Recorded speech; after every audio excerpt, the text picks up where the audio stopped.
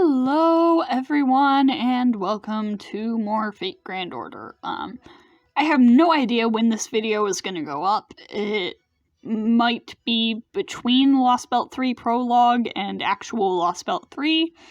It might be after Lostbelt 3. I don't know.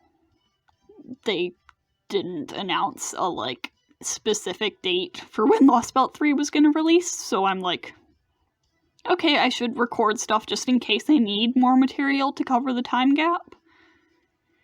So that's what we're doing here. Who should we start with?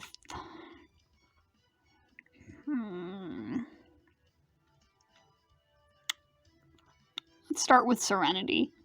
Her voice shouldn't be that hard on me.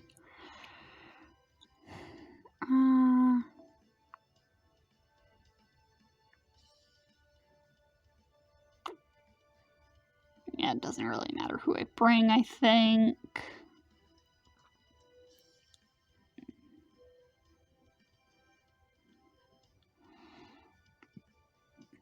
Okay, wait. Yeah, I should change. Oh no, this works.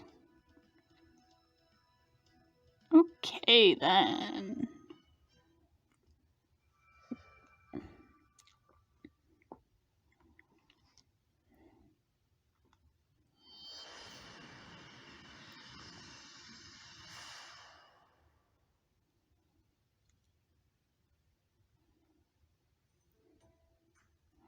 Welcome. Off to a bad start already. Welcome back, Master. Good job on your assignment on the minute singularity. I'm glad to see you have returned safely.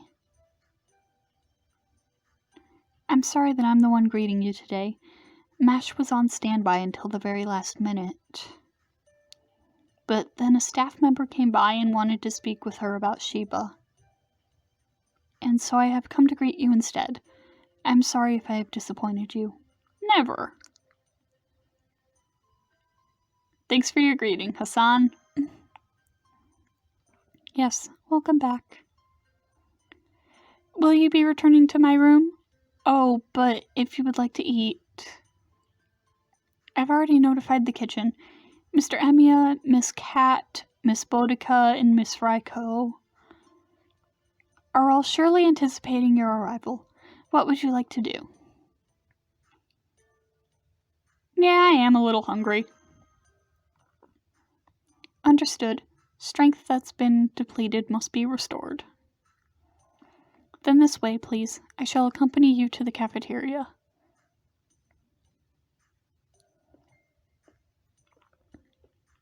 Master. Chaldea is a strange place. I may not be in any position to say so because I've not traveled the world to learn much about various places. But that's how I feel. Many heroes from different times and parts of the world exist here together. Heroes of the past, heroic spirits, servants. Dead beings whose purpose isn't to live correctly in the present age.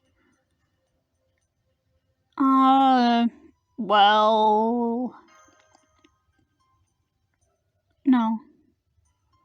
Oh, I mean, well, I'm not sure how to say this. I suppose that is one way to describe things. Okay, so I should have picked the other option. Hate when that happens. We retain our form using our spirit origins to stay in Chaldea, and we live like humans. I do not know the details of its system, but this is all thanks to the immense amount of magical energy that is supplied by Chaldea. Perhaps a mage, even a caster class servant, would be able to better put into words what I am trying to describe. Wow, I am doing horribly with reading. But I can say this much. This body of mine is made possible through the power of ether. Blood courses through me, and I have a heart and a brain, but at the same time, I have a spirit core. So unlike you, I am not a being with a proper body. A true incarnation. In other words, to gain existence as a complete living being would likely require the power of a wish-granting vessel like a holy grail. Yep, that's what the heavens feel is, the third magic. The incarnation of the soul. Or materialization of the soul, rather. But if I could possibly...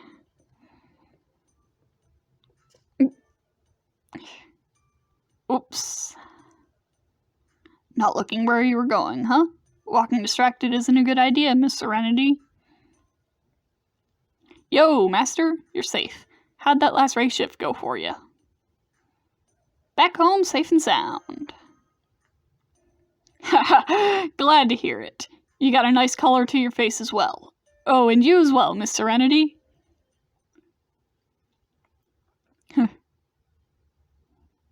But it can't be. Huh? Oh! She bumped into him and he... My apologies, Archer Arash. I will take my leave now, Master. What's wrong? I'm sorry. I'm terribly sorry. Now's not... No. I cannot... No matter what. Huh. She went as far as dissipating into thin air. I didn't mean to cause her so much distress. I wonder what happened. Wow, we're both so stupid. Oh, yeah. Well, you know... It's quite the pickle. All you can really do is brace for it. To us servants, the Master is our foundation. No matter how much magical energy Chaldea supplies, and no matter what anchors us for manifestation, a servant's existence rests on the Master. Well, we're not really humans, but that's another story. There's no use lecturing you on that.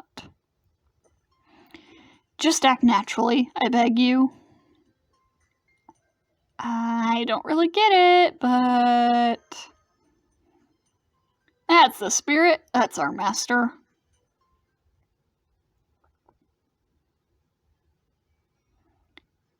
In regards to the strange behavior of the assassin, Hassan of the Serenity, our first witness is Archer Arash. It appears the two of them ran into each other in the hallway. Note that she was unable to properly respond to the sudden encounter as she was focused only on Master. And as a result, she made skin-to-skin contact with Arash. As you all know, the poisonous toxins that course through her body reach a wide range. They can even penetrate special garments made from magical energy. While not always fatal, a servant touching her body will be affected by her poison. Paralysis and dizziness are common effects. Arash Kamangir, however, is highly resistant to poison, so he seems to be fine even after this contact. But it was around that time when Hassan of the Serenity began to exhibit other strange behavior. Second witness, Mashkairylite. Third witness, Chaldea staff J. Doe, name withheld. There are multiple witness reports of the subject standing in front of Master's room, doing nothing but bowing her head. And not just once or twice. Over the past few days, there have been at least 5 witnesses who have all given similar reports. She is clearly disturbed, which must be what is driving her behavior. She is obviously in psychological pain. The reason is clear. She has finally come to realize that there are individuals other than Master to whom her touch is not fatal. It was just a matter of time. After contact with Arash, it appears she is trying to remain calm, at least around Master. But swift action must be taken, or there is a possibility that this could affect her and our activities in our race-shifting missions. This concludes the report by Paracelsus.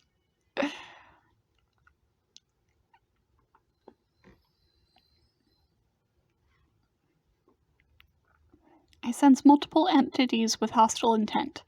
It appears we are surrounded, Master. Whether we choose to break through or flee, it appears a fight is inevitable. Let's just do things as usual. Yes, I await your orders. This may only be the simulator, but I will behave as if it were a matter of life and death. Whatever my master commands, I will do.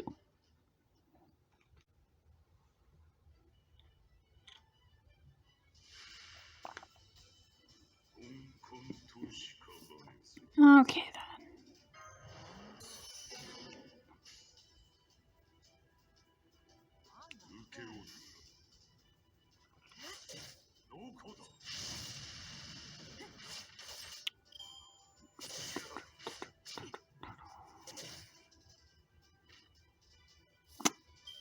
Ah, it's one of these types of battles, huh? Fun.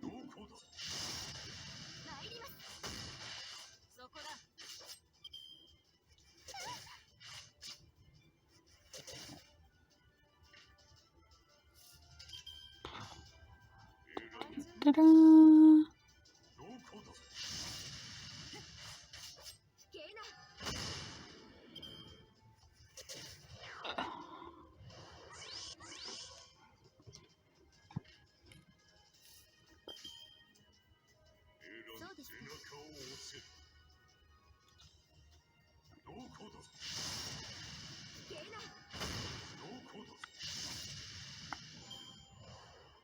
Well, at least we're going through it fairly quickly. For now.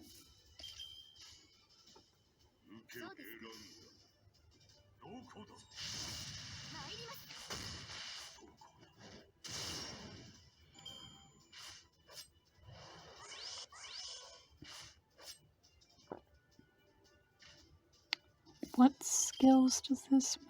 Okay. We're getting somewhere, slowly but surely.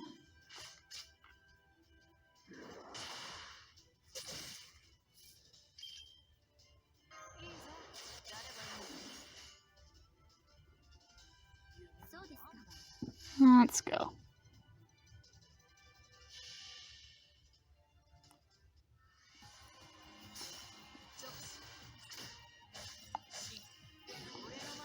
Nice.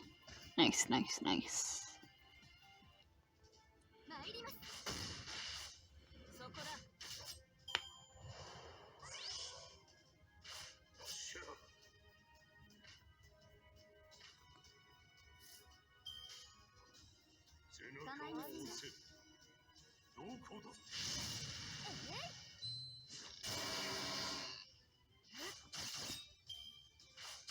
Come on. Ugh. I want to get Nitocris's NP up. This should do it.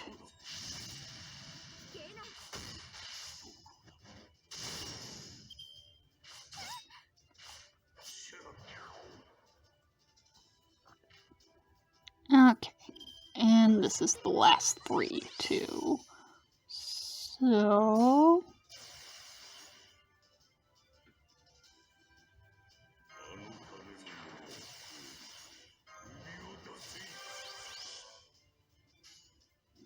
Okay, we'll go Nitocris first, and then Gramps in case there are stragglers, I guess.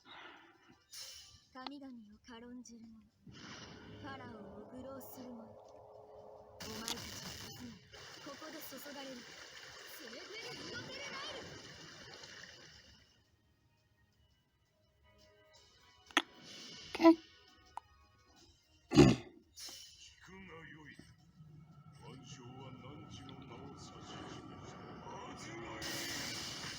There we go, piece of cake.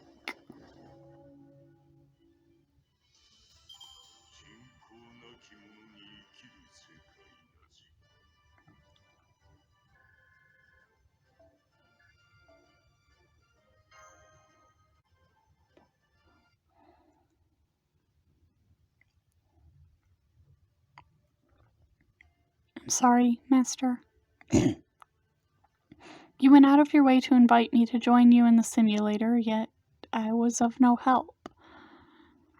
I didn't expect so many enemies. If only I managed to break through even the slightest.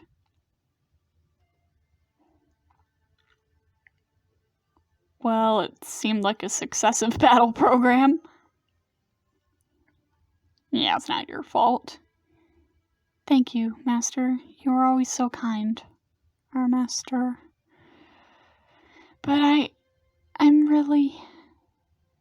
Even though I am one of your servants, though this should never happen, I cannot act the way I should.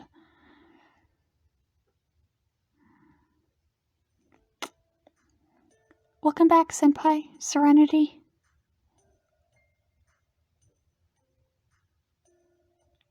I'm sorry. Please take care of Master. Oh, Serenity? Wow, I'm doing their voices very similarly. She just left. Yes. Serenity.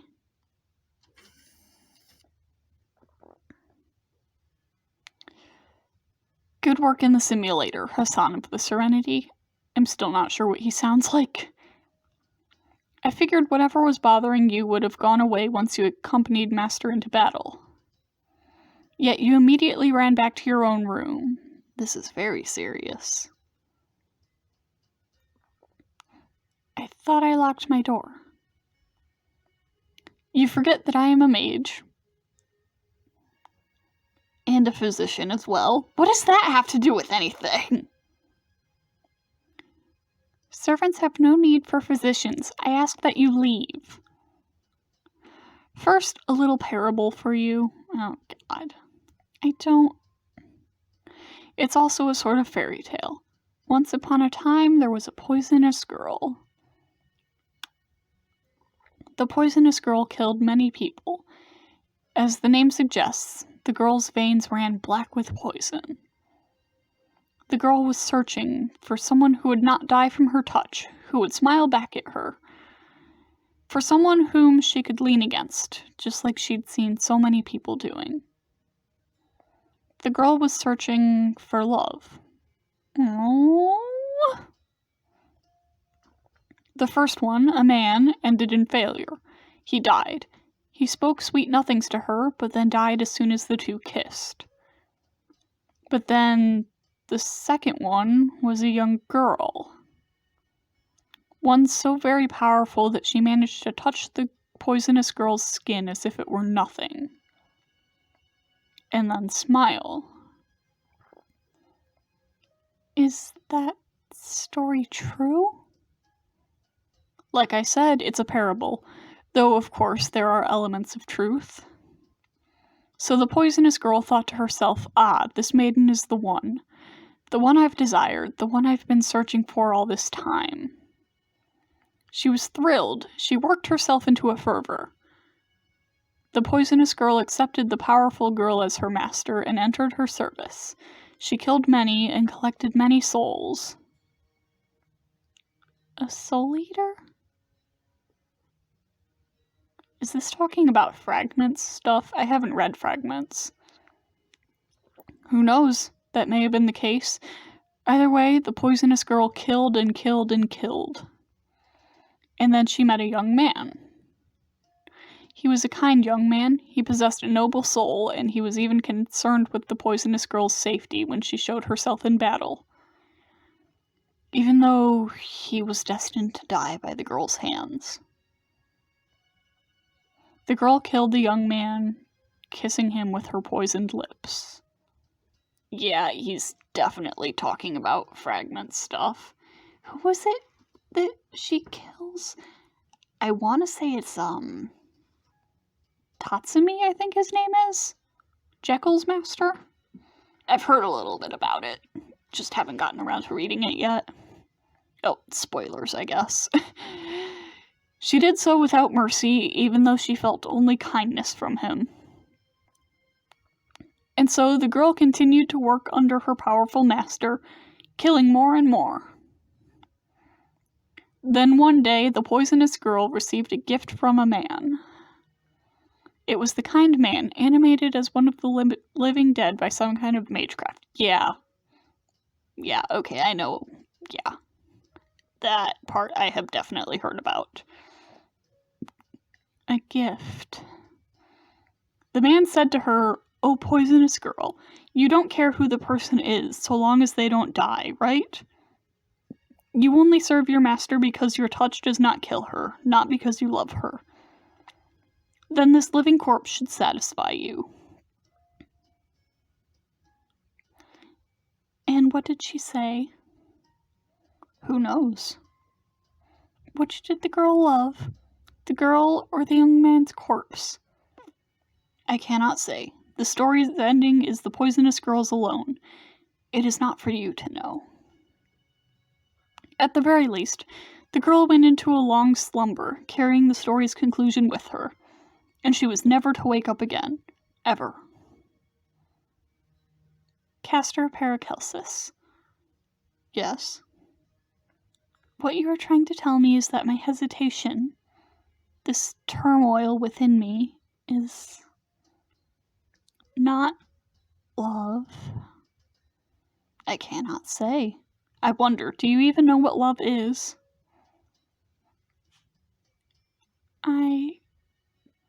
Hassan of the Serenity. Sometimes getting lost and hesitating is a good thing. That makes it a story all your own. You stand before us as a spirit origin. Your manifestation in Chaldea is all your own. Memories and thoughts do not linger.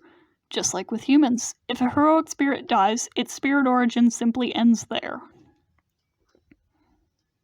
That's why, Hassani Saba, should you choose to cling to the reservations that plague your heart and continue along your journey with that sentiment, I will not stop you, nor will I tell you that you are wrong. Then Paracelsus, oh, Paracelsus, there's just one thing I must tell Master. Then go on. I will not stop you. Thank you, Castor Paracelsus. I wish you luck.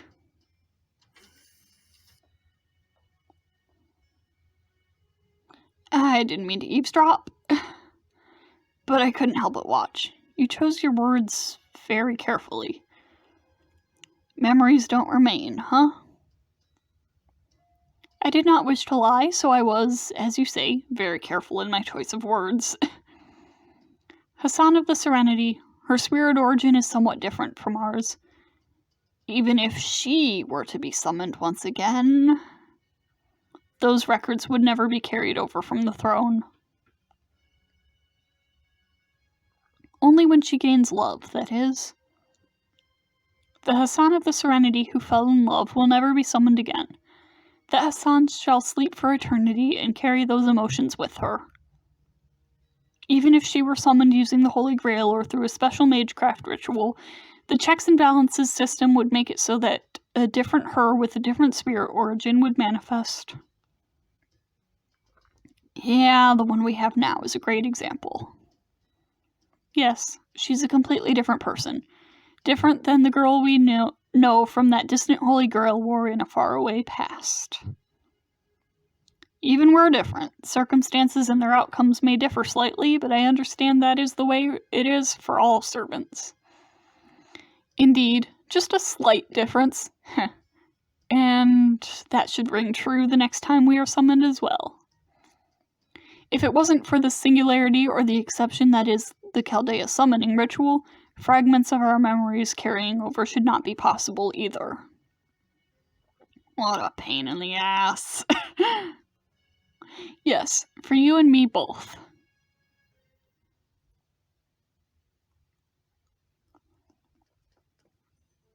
Master!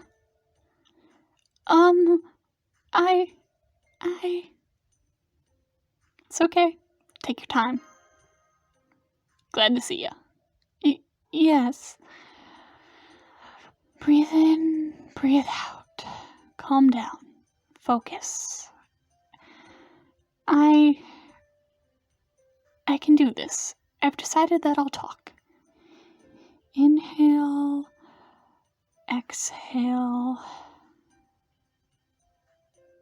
Master, first of all, I apologize for my mishap in battle earlier. I am fine now. I decided I will be fine from now on. Tell me, Hassan Saba. I'm probably pronouncing that a bit wrong. I will tell you the truth. I have learned that there are others who my touch does not kill. I mean, apart from you, Master. And so, I was hesitant. I wavered. I thought I was determined that I wouldn't mind even if the first one's evening bell tolled for me. But then I became confused. I panicked, I wandered, and my mind was all a mess. Someone who doesn't die from touching me. Someone who doesn't die from embracing me. The role was so easily filled. The hero Arash was absolutely unfazed even after I touched him. I heard he was strong against toxins according to his luring characteristics, but I never thought that was actually true. The moment I witnessed it for myself, it felt like my heart was about to burst, or like my chest was about to burst. And then I couldn't look at you in the eye.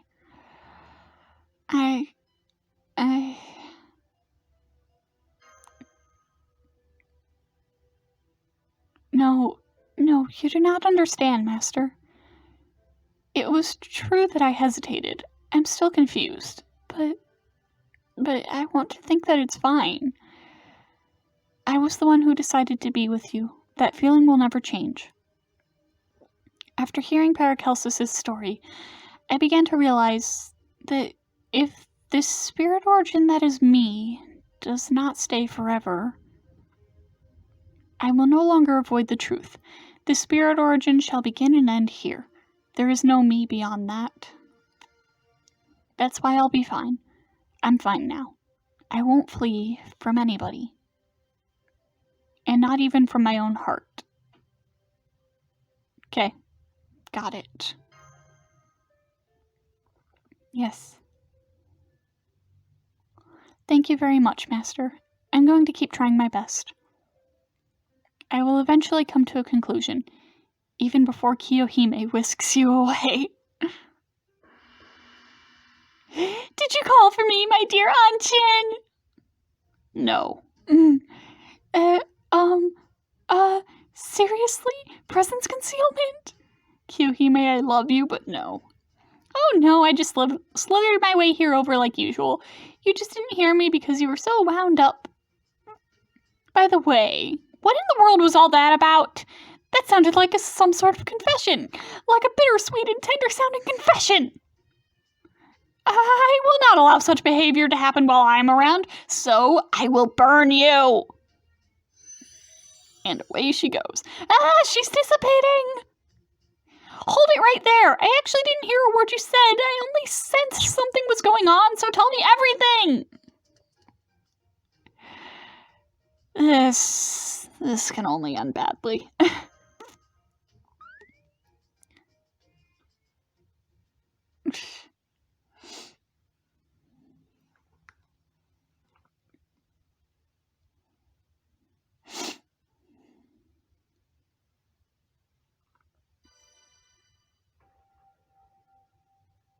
Oh shit, that's a really good buff.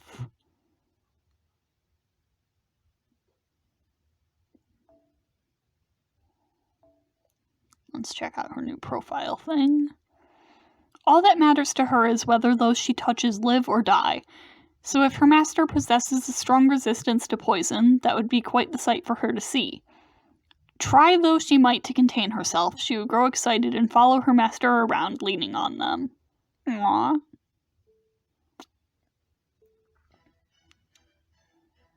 This one was cute. Alright then, I will see you for whatever the next video ends up being.